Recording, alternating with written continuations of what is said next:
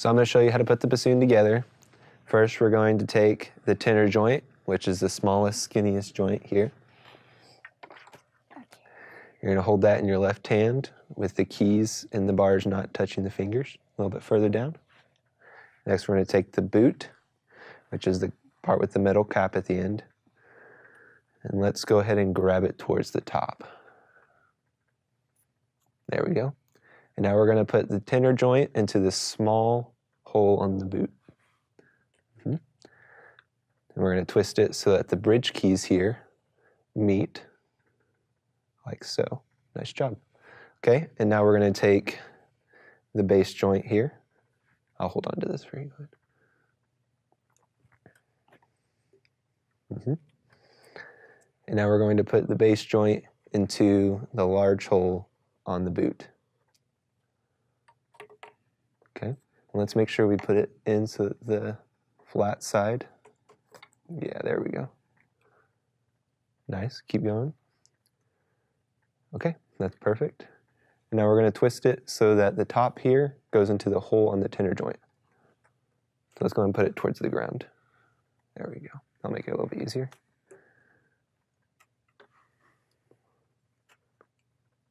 And we just put that little latch down, and we're good to go on to the next step. Next, we're going to put on the bell. And the bell will go on top of the bass joint so that the bridge keys connect together. Let's go and push this down as we put the bass joint on, or the bell is on as well.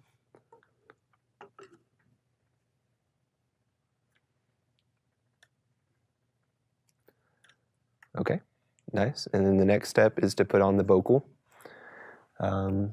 This part of the instrument is very, very expensive and very fragile. So we're going to put cork grease on it before we put it onto the instrument. Luckily, I've already done that. So now we're just going to put it into the hole on the tenor joint. Yep.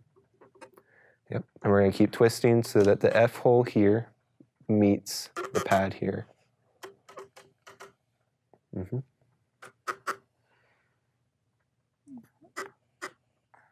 There you go. A little bit more. Okay. And now we're going to put the bassoon in our lap with the bell this way and the vocal facing up. Yes. And now we're going to take the seat strap and put it onto the instrument. We're going to put it onto the hole closest to the body on the bottom of the boot. Yeah. There we go. Okay, and now that the bassoon is here, we have the bassoon assembled and ready to go.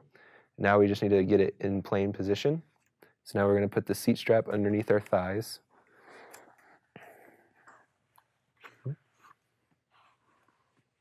There you go. Okay, and now let's lift it up with our left hand so that the vocal is right around our face area. Okay. And that looks good to me. All right, let's lay it back down. And the next step is to get the reed. We're going to make sure that the reed has been properly soaked for about 5 or 6 minutes before we do this. Now we're going to talk about some embouchure stuff. So whenever you're playing bassoon, you want to think about a sort of openness in your throat and in your mouth, almost as if you're blowing into a straw. And so now for setting up an embouchure, we're going to act like we're actually blowing into a straw. And then now we're just going to simply curve our lips in so that it creates a cushion around our teeth. Good. And now we're just going to move the lower jaw back a little bit so we have an overbite with the top of the jaw. There you go. And then now we're going to take the reed.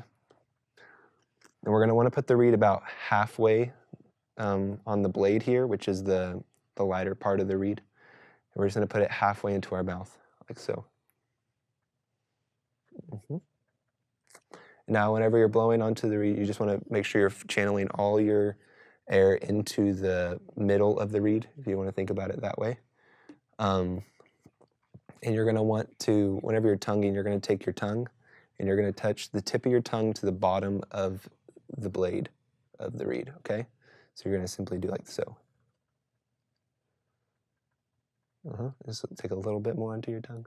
There you go. Okay, so let's go ahead and put it into our mouth and try to make a noise.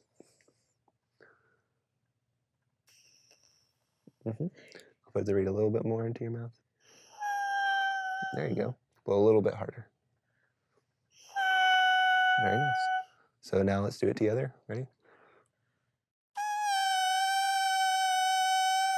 Okay, and now let's put our tongue and let's try tonguing it.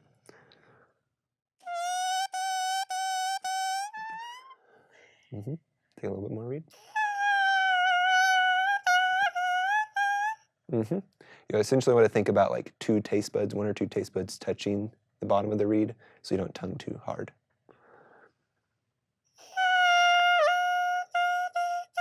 All right, so now we're gonna go to the bassoon and start making a noise. So let's go and put the reed onto the instrument. Very nice. And lift it up so that the reed goes to your mouth. And whenever you're playing bassoon, you wanna lean a little bit forward. And it looks like you got it set up right. And if you ever have any issues with setting up, you just need to take more or less seat strap underneath the leg. So now we're gonna talk about hand position.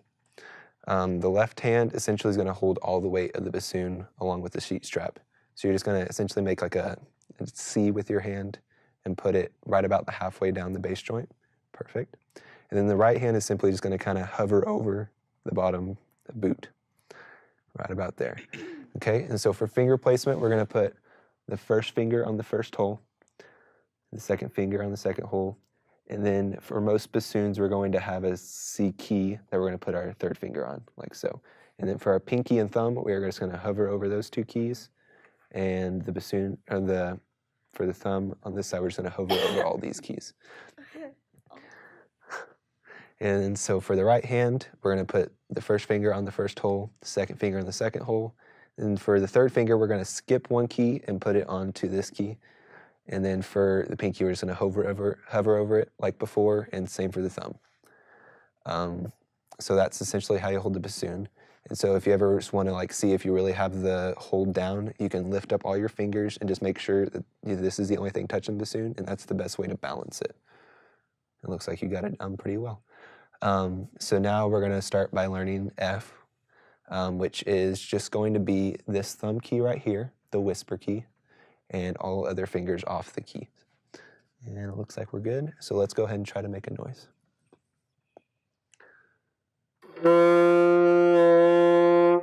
Very good. Just make sure that the lower jaw is a little bit further back.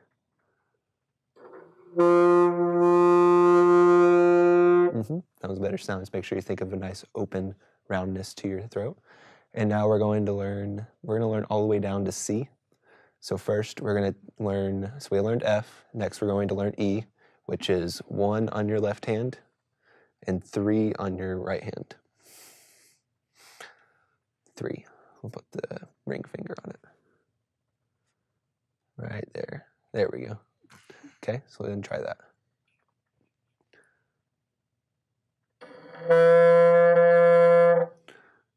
Okay. Let's make sure that the pad of the finger is over the hole there. There we go. Try it again. There we go. So now let's try F and E. F and E.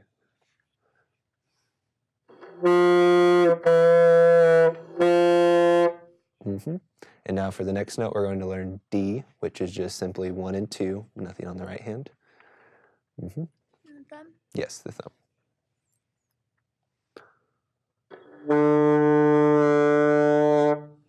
Make sure you're thinking of a nice open throat. Okay, let's go ahead and put the reed more on the thing. It looks like it's about to fall off. There we go.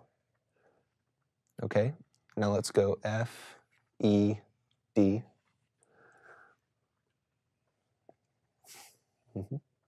So F is open, and then we'll go E, 1 and 3, and then D, 1 and 2, right? Make sure we have our fingers situated, right? There we go.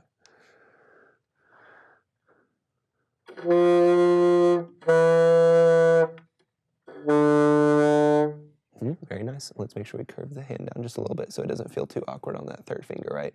If we're sitting too far up, then we can't get the third finger to reach the C key.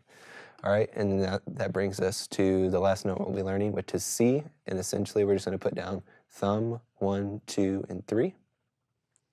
There we go. And everything else is hovering. Let's go for it. Let's make sure this top hole is covered. There we go.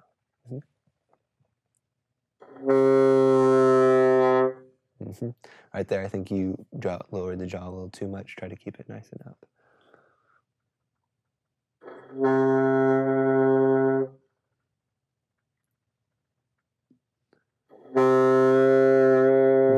Good. The reed's probably getting a little dry just because we haven't soaked it in a while, but that's all right. So let's try F, E, D, and C.